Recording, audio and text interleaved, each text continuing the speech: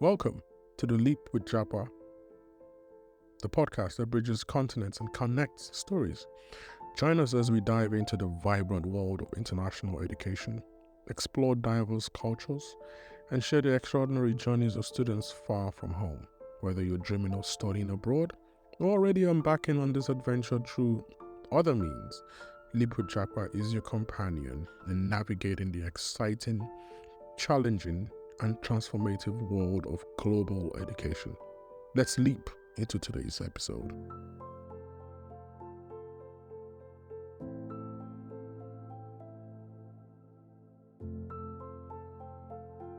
All right, folks, now that we are all settled in, let us go to the highlight of today's episode.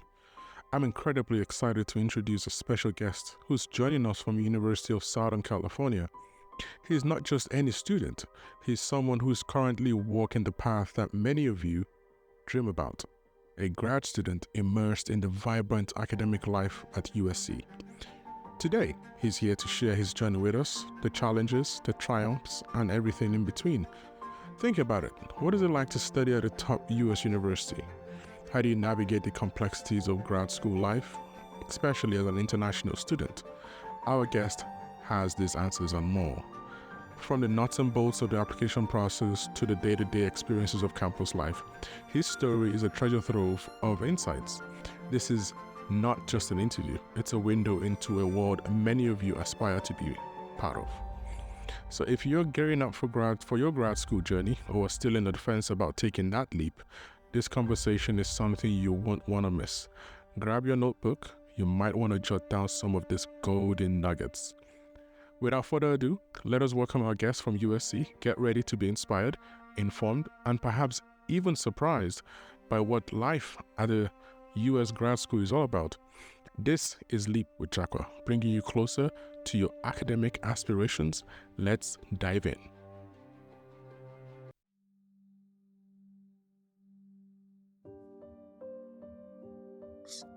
Okay, good afternoon. So what's the full name? Mobology? Yes, Mobology Lawley. Yeah, just, thank you for doing this. I know that to catch you at a it's a Sunday, so I know you're very busy and you probably have midterms. But I wanted to start out with telling us a bit about yourself and, essentially what inspired you to study abroad. Okay, all right. Again, I'm Mobology. I like to see myself as a lifelong learner. Okay. Pretty much someone that is always, I found that I'm actually someone that is always very curious. So in the process of doing that actually kind of led me to, at least during my undergrad, led me to pick up computer science, because I was like, how is it that I'm pressing this and then how does that affect the system? And I got to know that, okay, through computer science, I could actually do this and this. But then initially I was skeptical because I was thinking, computer science, I'll end up becoming like an ICT teacher. Yeah, I funny that you said that, because I remember when I was doing computer science, they thought they were gonna open a computer shop for me and I'll be selling computer parts. That was the ultimate dream of some of my family members. I would just open a shop for him where he can sell computers like the other guys do. They didn't get this programming thing. Okay, so continue. Sure. Then during my third year in school, that was the first time that I actually got to work at a tech company, and I realized, so this is actually what is happening. So then I had a really big mindset change in the way I saw computer science and the way we use computer programs to solve a lot of problems. And then being a problem seeker and taking one particular course that I actually took, that my actually taught us in terms of efficiency and optimization, seeing that could really help in that angle. I was like, since then, that has just been my motto, okay, what's this problem? Is this a problem that has not been solved? Is it a problem that can be solved?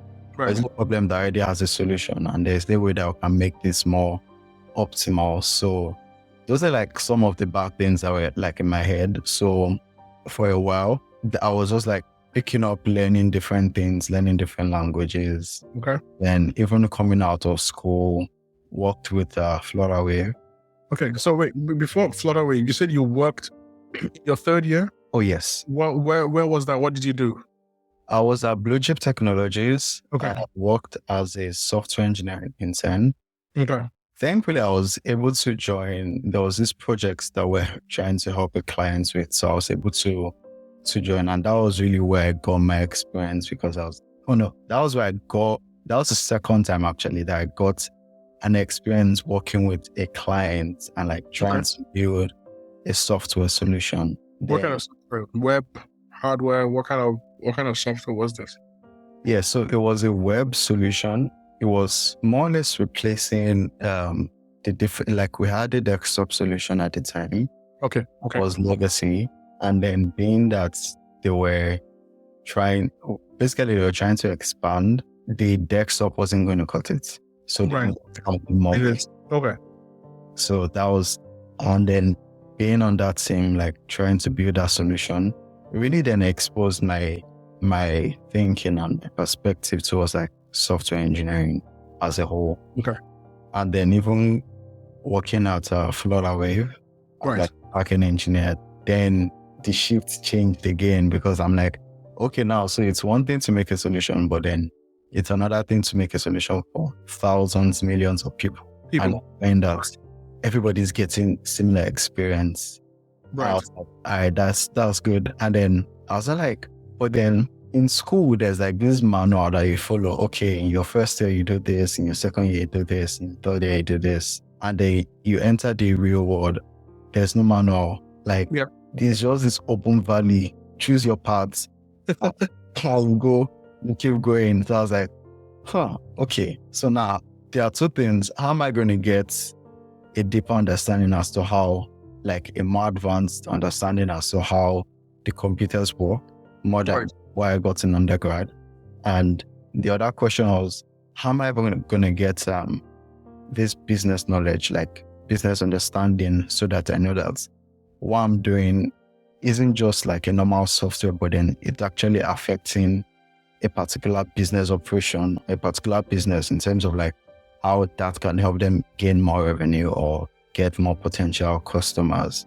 Okay. So while I was doing that, I was like, okay, for that kind of thing, I was able to like network. And then that was when the idea of like, oh, I should probably go and start my master's, because that's in the sense of what I'm currently doing, master's in computer science. I would be able to expand based on what I knew from in undergrad, and then use that in tangents with what I'm currently learning for like business lingo, so that I can build on more solutions. More solutions. Okay. So that's what inspired. So how did you pick the US? How, I'm sure there are lots of schools, there are like 4,500 schools in the US. So 2 questions: why the US, and then why your school, and then why not other places? Now, this is not a pounding down other places, but there must have been a reason why you chose the US. So why the US? Well, for me, why the US? One of them was down to quality of education and a fit. So, based on like the research that I found, or based on the research that I did, most of the US schools, right, you could get, not discounting or not saying that you can't get quality education elsewhere. Right. But then in the US, you could get that. And then with the experience that you could get mingling with different people, that also helps. Okay. Although you could go to school and then learn, you could also meet with different people that even broaden your understanding of what you're actually learning. So that's like different types of collaborations that you're going to have. Right. Well, for me particularly, when I was looking at the US, though I didn't only look at the US, I also looked at different places like UK, Ireland. But then I was more like, okay, based on the schools that I have, where can I actually get a quality education, and which school particularly fits with like my core values, like in terms of like diversity, learning, impacting, teaching different people as well. Which school exactly and where exactly does that fit? That was one of the reasons why I ended up going to US. why I chose USC, not only being the fact that they are one of the top schools, Right. but based on the school's ranking, that like really attests to the quality of their education. Okay. Fair enough. I was like, okay, if I'm going to any school, I just don't want to go to any school. I want to go to one of the best. Right. Go to where I can actually learn, and then based on what I learn, I can also come back home and then build on actually meaningful solutions that can turn the economy around and like more positive impact. So that was why I chose USC. And yes, another part of it, well, this one doesn't really count, but then I was like, if I'm going to the US, I don't want to go to anywhere cold. Okay, yeah, fair enough. Fair enough. It's warm, at least for the most part of it is warm. I was like, okay, even that's just like the cherry on the icing. So I was like, yeah. So there was a point in time where we ended up crossing paths before you came. Yes. How did you, first of all, how did you find out about me, and how exactly did I help you? How exactly did I help you in this first transition to coming to USC? Just give some insights. Okay, so there's this program and I employ a lot of people to also join if they want to actually study abroad and get good education. There's this program called Education USC. Right. I got to know about that program, I would say like a few months plus after I finished undergrad. Right. Because I already saw that like right from finishing undergrad and while working, I already noticed that, okay, I needed to gain this knowledge. And that was, doing the research, that was actually what led me to Education USC. Right. And while we're at Education USC, I remember Mrs. U speaking that, okay, these are like, to get a US school, this is the pathway, this is how you go about them. Right. Then in one of the interviews or one of the meetings that we had with Mrs. U, right. She remembers very clearly there's this one of our candidates that was there that's currently he's in the US and he's doing really well. And she said it like, if not 3 to 4 times. Right. And I just kept asking like, who is this person that Mrs. U? She didn't give a name. So I was like, this mystery person. So I was like, I need to find this person, because for Mrs. U to like really vouch for him, then he must be a really good person. So I was like, okay, how am I going to find that person? Then I started searching every blog post, every person that came out of Education USA. Oh, really? Well, I checked. I went to the website. Then I even noticed that, okay, on this website, there was this section for past alumnus. Right. And also, because she said the university, and I just, wait, could it be this person that Mrs. U is referring to? And I was like, let me go and check on LinkedIn. And I was like, oh, he's the one. Because she said when he finished, he worked at Intel. Then I was like, this person finished. He worked at Intel. So I was like, okay, let me reach out to him. He's most likely the one. And it was you. I was like, oh, okay, nice. That was good. Okay. When we spoke, I remember then I was really having, I think the problem I was even having was at first, I was thinking, okay, what school did I want to go to? Initially, I didn't have a plan, but then you asked me like several questions that really helped me ask myself more deeper questions like, okay, what exactly, because saying that, I want to get a more advanced understanding in terms of computer science is not just enough. Like, what exactly do you want to get? What exactly do you want to... What do you want to achieve with it? Yeah. What do you want to achieve with it? And if you are, most people, when you say, I'm going to do my master's, they're like, okay, master's in what? Master's where? Right. Master in what specific field? Right. Initially, those questions didn't come up to me. But then when you started asking me those questions, then I now realized, okay, so now I need to actually sit back, take like some moments into like figure out what exactly I want to get out of the master's. Right. And you even asking me that question, I don't even know, I don't think, okay, I didn't tell you. but it really helped me when I was writing my SOP because Right. initially I didn't have any plan for the SOP book. I was like, okay, how does one write an SOP? But then after he did asking those questions, I could initially, in my SOP, I was like, okay, this is what I want to do in my master's. Right. This is what I want to get. And then once I get this knowledge, this is what I want to use those knowledge to achieve. Like, these are my goals. These are like the milestones I've already set. Right. So Gave you some form of clarity. yes, 100%. Okay, that's good. So what were the steps? So aside from coming up with SOP, was there any, did you take the GRE? Did you take TOEFL? What were those steps what were the initial steps that you? Yes. So the first one was the GRE. Initially, I was thinking, and this was just my own thoughts because when I came out, I'd not done enough research to know that me being in Nigeria, and then most people in Nigeria speak English, doesn't necessarily mean you can just go into another country without showing that you have like a well understanding in English. So I did the GRE. In the first year, I did the GRE.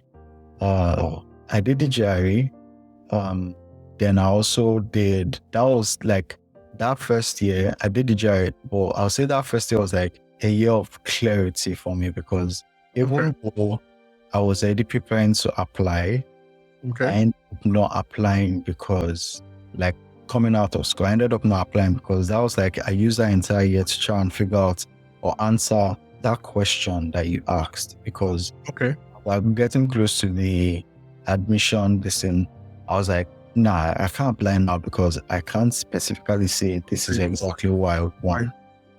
Again, I ended up doing the GRE. After the GRE, I started, while I was still working, I was like, okay, researching different fields. Right.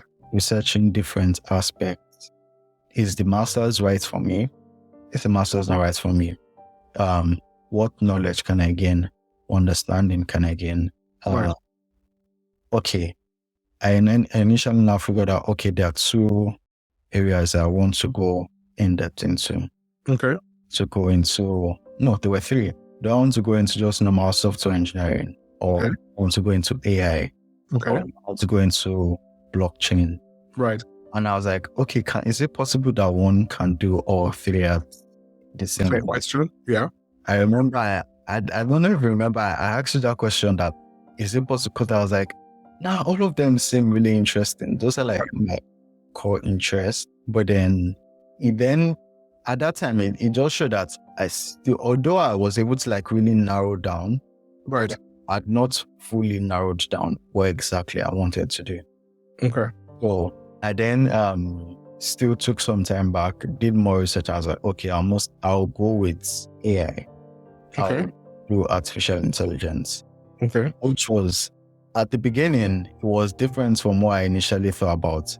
Right. It being that I'd already done my undergraduate research in AI and the possibilities of how AI could like change the game. I noticed when I started looking into schools, that's when I noticed that, yes, you doing AI does not necessarily mean you're not going to get the other knowledge that you are looking Exactly. Yes. So when I knew that, I was like, light moment. I was like, all right, no problem. I'm going for AI. Which is probably why you're doing the traditional masters in computer science. Yes. Because then you can take AI classes, you can take, Web3 classes, you can take crypto classes, whatever classes you want to take. And then you can decide after the program to say, you know what, this is really what I want to do. And then when anything changes, and I put this in one of the episodes that says, hey, don't constrict yourself and I want to do a master's in machine learning. Well, what happens if machine learning is no longer in vogue? The recruiters that are reading your resume are not computer people. Sure. They see masters in machine learning, they're going to skip over your resume. Like someone that has a master's in computer science and he goes, oh, but I did some classes in AI. I got a B in my class. I did this project. And then he's going to talk about the project and it's going to seem like he's a knowledgeable person. I don't pass him to the interview. And that's one thing with the interview process, you need to pass the gatekeepers, the initial gatekeeper. You need to be the first person that will jump the queue. And, it's good that you decided to say, okay, I want to do AI, but you did not concentrate on saying, I must do a master's in AI, which have restricted you, to a particular field. in one particular field, and then you lose out because now you can switch. Now you're dynamic. Okay, so that's good. So that's, how many schools did you apply to? I applied to about 4 schools. Okay. 4 in the US. Okay. A few of them in Ireland. Okay. And a few of them in Canada. Okay. Did you spread out your applications in the US? Was it in a particular region, or was it in a particular region that was not cold? The funny thing is, even while I was applying, I ended up not even using that as a criteria.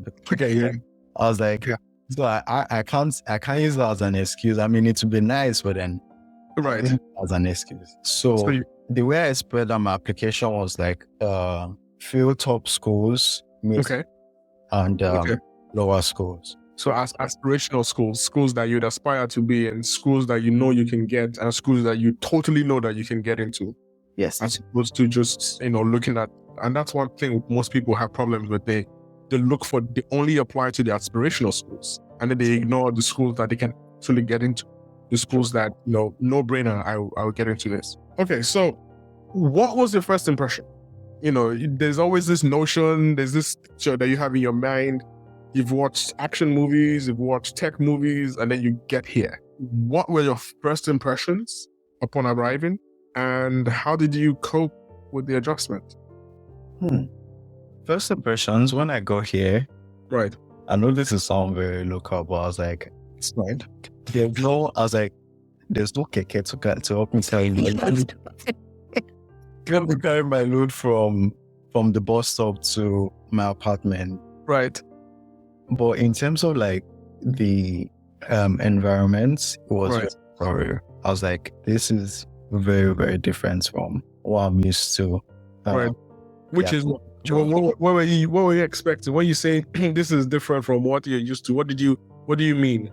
Can you explain that? First of all, everywhere just looked beautiful. The architecture just looked stunning. Everything just worked. Right. When I first landed here, I was like, okay, I'll be expecting the bus in 2 minutes. And in 2 minutes, the bus was actually there. I was like, wow, that's not something that happens back home. You say 2 minutes.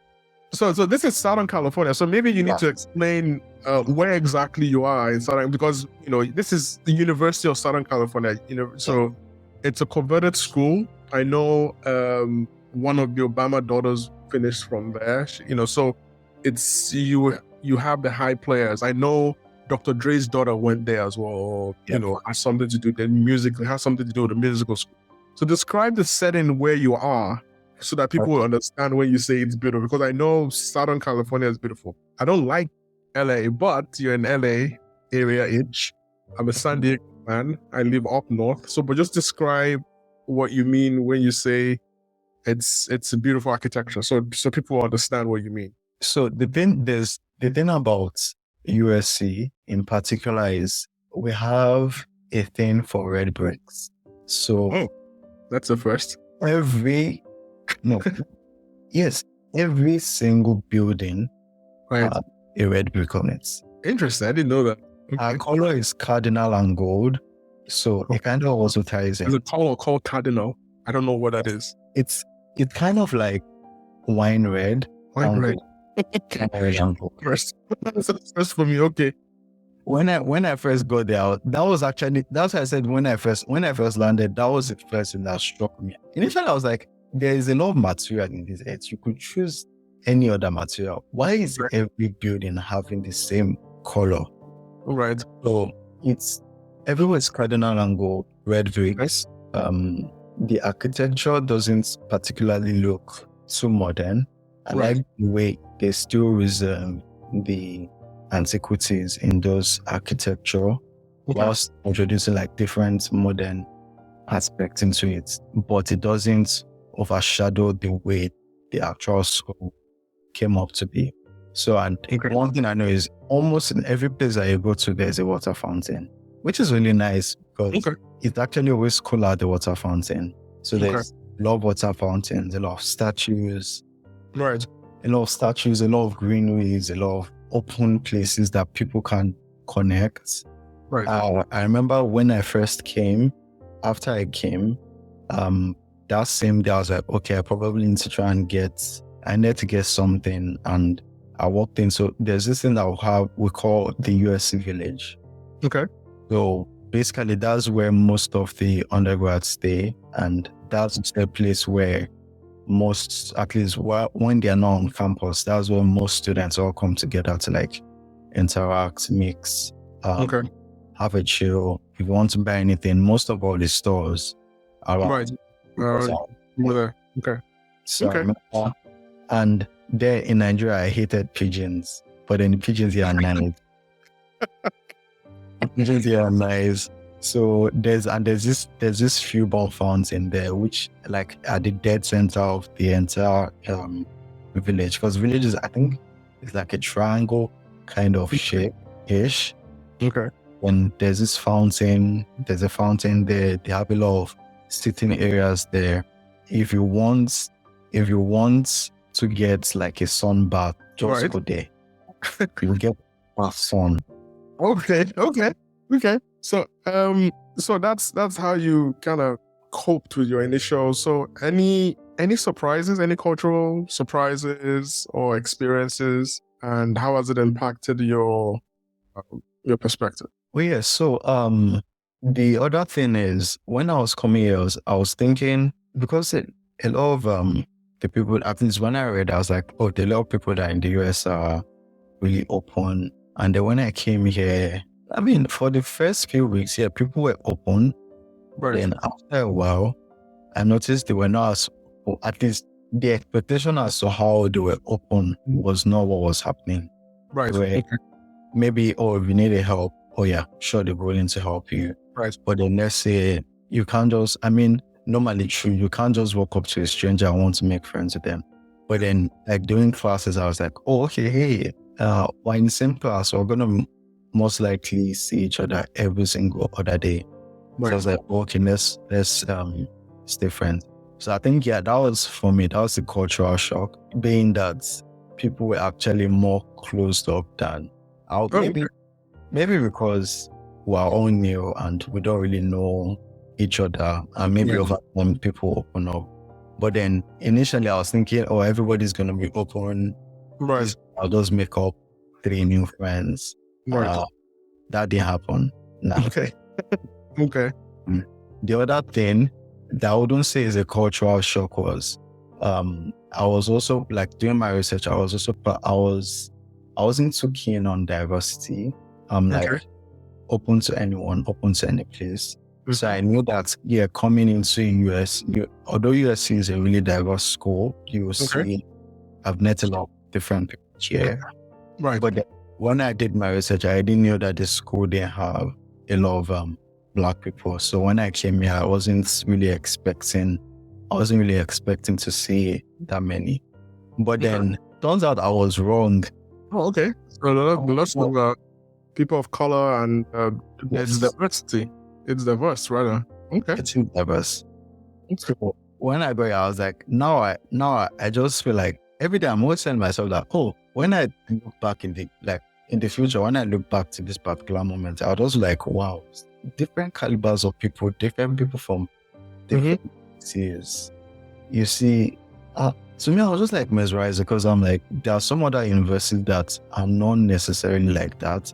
And they really have, it takes it too long on some people because they feel like, oh, they can't be friends.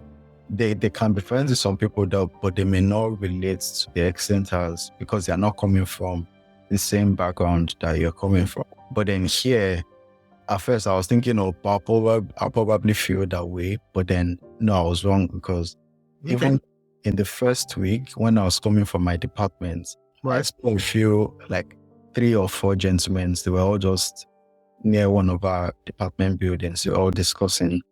And I just walked up to them. I was like, hey, how are you guys doing? Like, I just got here. To be honest, I just thought maybe I could reach out because I just got here, I needed some help. And they're like, am I Nigerian? I was like, yeah. I was like, you're Nigerian. And from there, we all just clicked. And then Right. Okay. then it's just been going really well. Okay. Oh. So what about the academic experience? How is it different from Nigeria? I know you went to where did you attend? Babcock? Is it Babcock? Well, Covenant University. Sorry. Yes, one of them.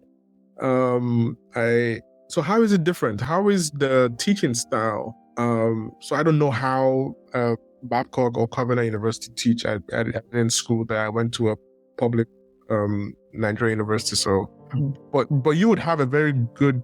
You already had a very good exposure to this kind of thing. So how is it different for you? How has it been different for you? One is first, it is not redundant. It's not in school.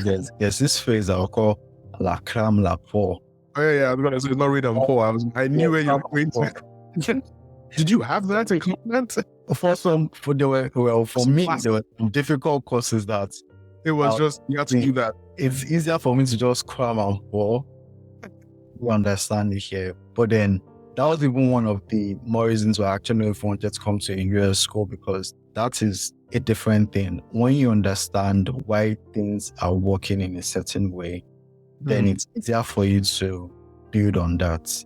So when I came here, that was one thing that I found that was different, which I was expecting.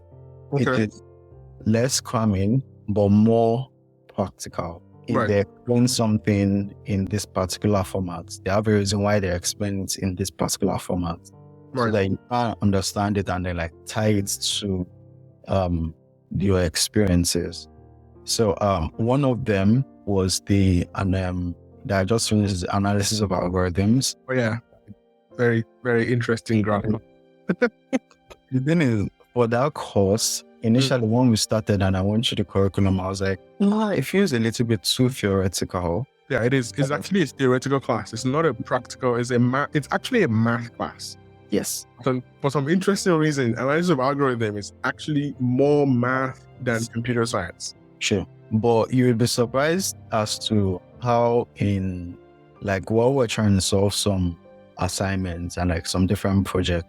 Right. Sometimes I'll just look at the particular topic and I'll try to, and I was actually able to understand how some practical things actually come to play. Okay. Well, not to be too technical. One of them was NP completeness, NP hardness. Right. Yep. Then initially I was like, this is okay. Now I understand this, but then this is too technical. How does that affect into the report? Yeah. And I met one of my professors and he explained it and I was like, yep. Now that makes sense. Complete. Yes. Now that makes sense. I mean, that's actually one of the reasons why Tesla, they're able to build a car with full self-driving. That's one of those problems. One of those problems that have if you have the theoretical understanding, you can come up with a practical solution. Yeah. So it was from there, that's when I now really understood that, okay, so probably I shouldn't only look at it from the theoretical aspect. I should also look at it as well, how can I apply this in a more practical aspect? And I'm grateful for one of the courses that I took, database systems, where it wasn't, the class is very practical. Yeah. So most people just think about a database like, you have data, pour it into this bucket. Right. But when he was explaining to me, not only to me, but when he was explaining to our course, our student, my colleagues and other students, what is actually going on under the hood. Yeah. Start to understand. That was when I started understanding, so this is why they do this. This is why they do that. That was what led to this. Right. For me, I really liked it because I'm someone that is always very curious, trying to understand. And what goes on under the hood. What's going on under the hood. It really helped me because when I'm making those, in a couple of years, when I'm making those decisions, I specifically say we should not go down this route because we have a limitation at this particular aspect. Yeah. Yeah. That was one thing that I really liked, not just because I know anybody can just go online and learn coding, right? Yeah. But you have to learn it on a higher level. Right. it on a lower level. So Yeah. if I'm able to understand the entire stack, Yeah. yes, I'll have more understand, like more intuition, and be able to make the right judgment. So that was one thing I really liked, being that I could take those theoretical aspects and then I try and transform them into a practical solution. Yeah, so things like the CAT theorem and how to scale databases and things like that Yes. come in handy. Computationally bound workloads, memory bound workloads, and things like that kind of gives you an insight into, okay, so this is how I should be looking at this kind of things and things like that. Well, okay. So the other thing that is very important, we've talked about all the technical jargons. Most people will try bored. What about the social life or networking? You talked about meeting 2 Nigerians. What is, no, I'm not going to ask about personal life, but what is social life like? You know, what is that thing that, what takes you offline? You know, all technical stuff is all fun. But what about offline? How do you deal with the social connectedness? What has that been like for you? Okay. One of them is naturally. Right. Naturally, I've always been an introvert. Okay. Even before I finished undergrad, I was really like, I don't want to become an introvert. I want to be an extrovert. So, when I was coming into change, I don't know how introverts change to extroverts. Very difficult, but I want to hear this one. It's difficult. It's kind of like, actually, as an introvert, there are some things you don't want to do, but then if you want to be an extrovert, you will do the opposite of what you would do. Yeah. So most of the time, I would do the opposite of what I actually want to. What my mind is telling me, hey, just do this and you'll be fine. You do the opposite of that. Right. So, just to see what happens. Yeah. So when I first came here, I was like, man, it's going to be it's going to be difficult for me to really connect with people, being that I used to be an introvert. But then, back home it was easier because everybody understood each other. Here, it's on a different level. Right. When I went that first day when I came, then I went to the village.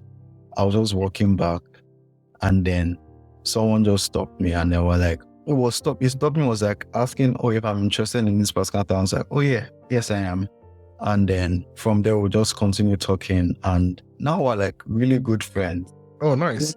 Even in class, the 2 people that sat down beside me, I would say like now are like my closest friends. Okay, that's good. When I came here, I was just like, initially I was like, there are a lot of different, how am I going to, because let me even put into perspective. Okay. The thing is, most master's classes that I usually hear from like different people, they're like, oh, master's class, you don't see up to 100 students in a class. Oh wow, that 100 is a lot, actually. 100 is a lot. Yeah. But should I tell you how many were in my class? How many? Around 800. 800? Yes. Wait. When you say 800, are you talking about 800 across all the master's program? No, across all the master's program, I would say we're in the thousands. Wait a minute. 100. Wait. Hold on. This is when you say 800. Are you talking about 800 in computer science? No, so or 800 in engineering or 800 in the grad program? No, in the particular course I'm taking. Right. Well, which one? Give an example. Which one is it? Analysis of algorithm. Analysis of algorithm is a computer science class. So we're talking computer science, okay? We're around 800 students. 800 students. So wait a minute. The grad program can have students. Is this undergrad taking grad classes that are 800, or is this just all grad students? Mostly all grad students. Okay, that's a huge class. I don't think we're more than 40 in my class. 800. That's so many. That's a huge enrollment. Yep. And USC is not public school, right? No, it's a private school. It's funny because I thought because USC so it's not part of the UC system. No, it's not. Incredible. 800 paid. Okay, fine. Okay. Continue what you're trying to say. That's a lot of people. Yeah. So during when I first got into class, when I heard that number, I was like, what? that is it. Because even back home, there's a general class that we used to have, a general course that we like everybody, let's say everybody in 200 level, everybody in 300 level. And I knew in that course, there were around 800 students. So I'm like, That's like the whole school. that's like the full What is it? 100 level. But this is just for one particular course. At this point, I'm not even considering students that are ahead. Yeah. I'm just considering people that just came in. Like, I was like, 800. So at the time, I was like, no, in terms of like relating with people, I was like, nah, it looks like I'll end up becoming an introvert because I'm like, I don't know how I'm going to relate with. And I was like, and I ended up doing the opposite thing. So like now, when I get to class, I'm like, I'll just meet someone. I was just like, hey, what's up? How you doing? They will just, from there, we'll just connect. And then now when I go into class, I'm like, hey, what's up? How you doing? I would have spoken to almost like 30 to 40 people. Wow. Before I go to sit down. And one of my friends would be like, see Bolaji, he just knows too many. I'm like, bro, it's not like I know too many people. So opposite of what I would usually. Well, you naturally would have done. Okay. Yeah. Okay. That's a good one. That kind of puts you out of your comfort zone so you can. So this kind of jumps into the next question of personal growth. So how has changed? So I know you got here September last year. Sorry, yes. No, September this year.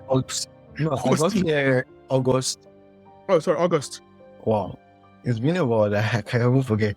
It was first week in September. First week of September. So do you use a semester system or a quarter system? We use a semester system. Semester system. So it's okay. So you're currently finishing up your fall semester. Yes. Okay. So what has been we've explained the biggest challenges. How do you feel you've grown? You've kind of touched on some of them, doing the opposites of what you want to do. But how do you feel you've grown? What is your current outlook? I would say outside of academics, right? Yeah, I've grown quite a lot because I know in Covenant University, the one thing that they really, really thought that I was grateful enough to like pick up was the concept of time. Okay. Like getting to places on time. But then here now, I don't know, it's just like part and parcel of me that anyone, I'm like, it's the tradition. If I'm not 30 minutes early, I'm late. Yeah, it's the tradition. You have to make sure you hammer that into yourself so it carries on with you. So yeah. So aside from that, learning time management now has become like one thing that I'll know I've improved on because given that we have just initially I was thinking, just 2 courses, I'll have a lot of free time on my hand. Yeah, that was wrong. Yeah, don't let it trick you. Those 2 classes are because it was like almost, if not every week, every 2 weeks we're having a quiz. We had assignments. I had to read up. I also had like other different things to do. So then my calendar almost became like my best friend. Yes. If I'm doing something, I'll be like block booking your calendars. And just ensure that I don't forget, because I know back home there are some things that I might be like, I'll do in this particular at this particular day, and I end up forgetting about it. And I'll say, my time management became a lot better than where I started off. In terms of like connecting with different people, I would say now I'm no longer, I won't say I'm as shy as I used to be. I was like, no, just grow. Wasn't with that phone. Just go talk to different people. The other thing I would say is technical wise, I would say like my understanding now, when all that they taught me in like my undergrad, everything that they taught me in my undergrad now, it's beginning to add up. Makes sense. Okay. It makes sense. And then, what else again? For now, I think those are like the only I can't really think of. Okay. So, I know we're kind of on a pathway of planning. So the next phase would be to do the NSB. Yes. So what have you connected to local NESB chapters at USC, and what is the plan like for NESB Atlanta 2024 now? Yes. So when I got here, I joined initially beginning of semester. Let me go back, sorry.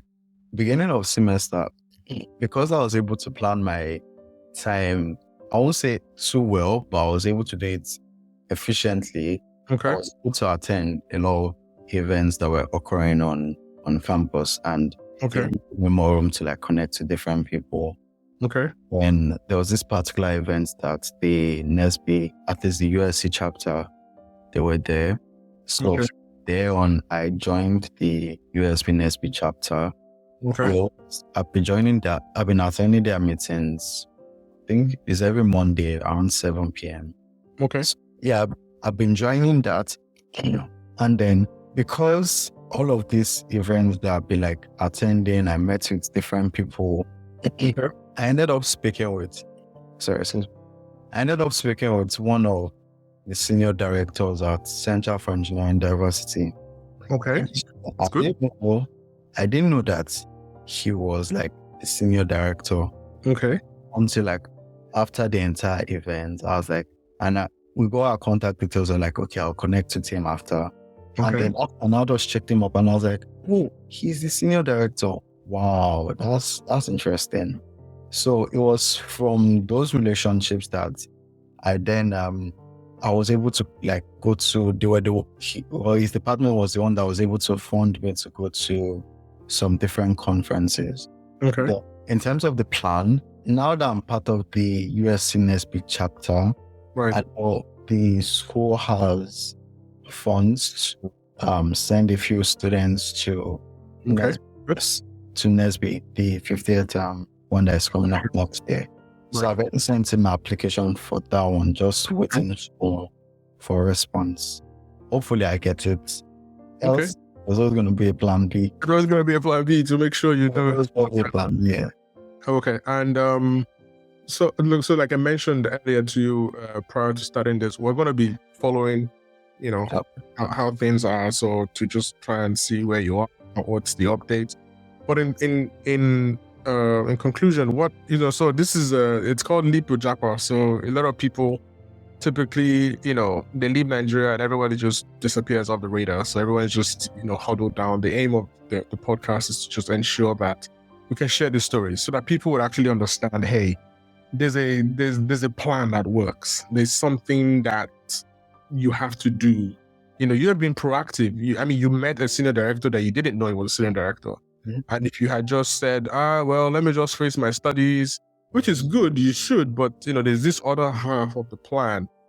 And essentially what I wanted to say is that what has your Japa story, their journey, what has it meant to you now so far?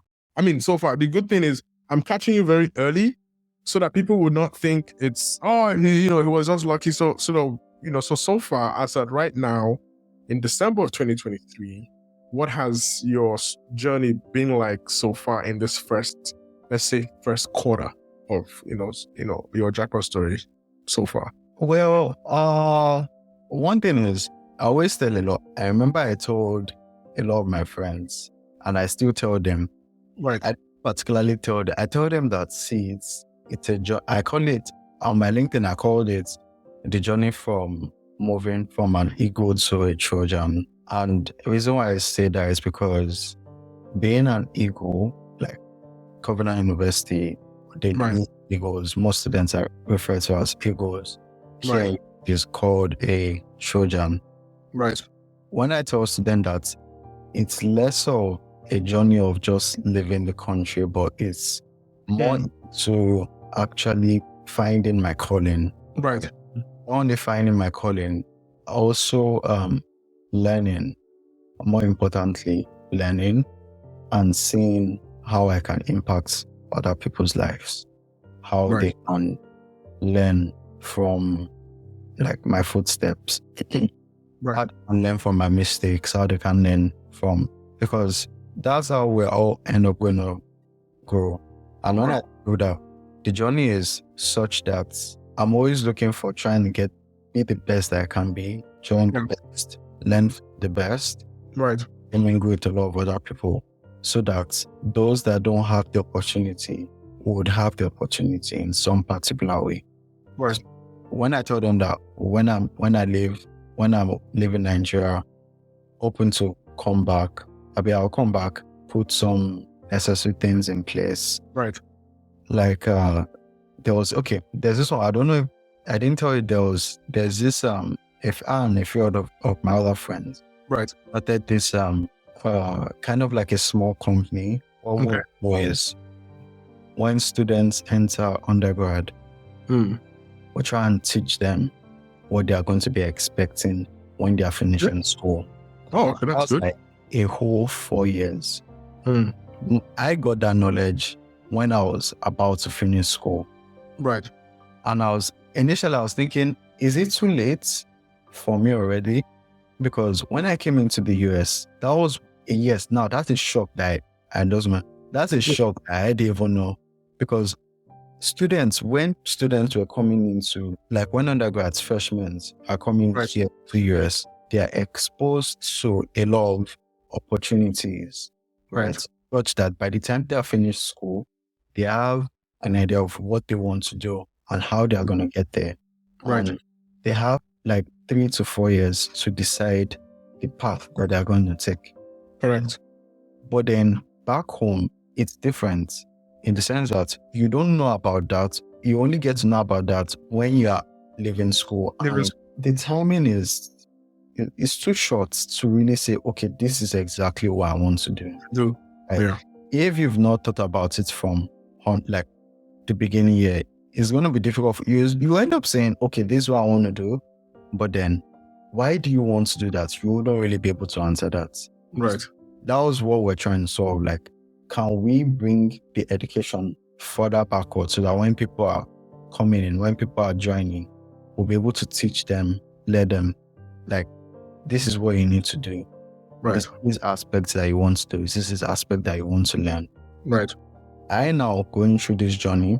Right. Thinking about how when I get back, I'll be able to give back to other people so that when they are, and not when they're about to leave, when they're entering, they right, have these opportunities to learn and learn from how they can move from there, so that when they are coming out of school, they're set up for. That's good. That's probably quite aligned with what we're trying to do with the podcast as well, so that people can get an idea. Like, okay, I'm about to study in the US. What am I going to see? Yeah. Well, what is that expectation? What is the pathway? You hear so many horrid stories about everybody's just there enjoying, or everybody's there suffering, but you never hear from people because either people are so busy, which is expected. But yeah, that has been very, very good. Yeah. Well, thank you very much, Bolaji. I don't want to take so much of your time. Thank you for sparing an hour of your day. All right. Thank you. Thank you very much. Have a good one. You too.